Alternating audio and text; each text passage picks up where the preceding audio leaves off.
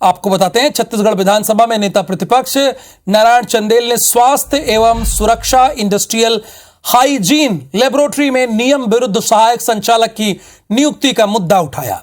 साथ ही पूछा कि लेबोरेटरी में अनुभवहीन व्यक्ति को पद देने और नियुक्त सहायक संचालक छत्तीसगढ़ का न होने का आरोप लगाया, जिसे लेकर श्रम मंत्री शिव कुमार डहरिया ने कहा कि सहायक संचालक की नियुक्ति के लिए 37 आवेदन आए थे, जिसमें से 2 अभ्यर्थी 2 दस्तावेज सत्यापन में सही पाए गए।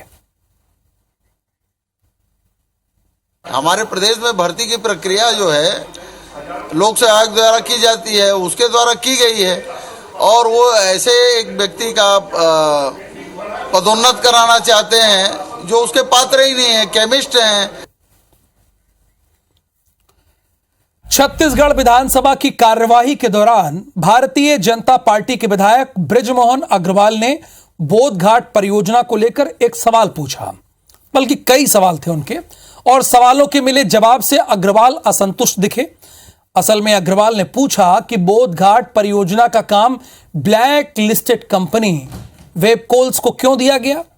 एजी की रिपोर्ट में भी इस कंपनी पर आपत्ति की गई थी और यह कंपनी केंद्र की रजिस्टर्ड कंपनी भी नहीं है, जिसे लेकर मंत्री रविंद्र चौबे ने कहा कि कंपनी के किसी राज्य में ब्लैक लिस्ट होने की जानकारी शासन को नहीं है।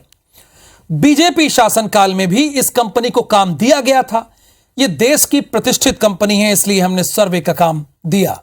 साथ ही कहा गया कि सर्वे के काम में 12 करोड़ 50 लाख अब तक खर्च हुआ। सर्वे की अवधि बढ़ाने का आग्रह कंपनी ने किया था, जिसे मान लिया गया। हम चाहते हैं कि पूरे सर्वे हो और उसके बाद योजना में आगे बढ़ा जाए।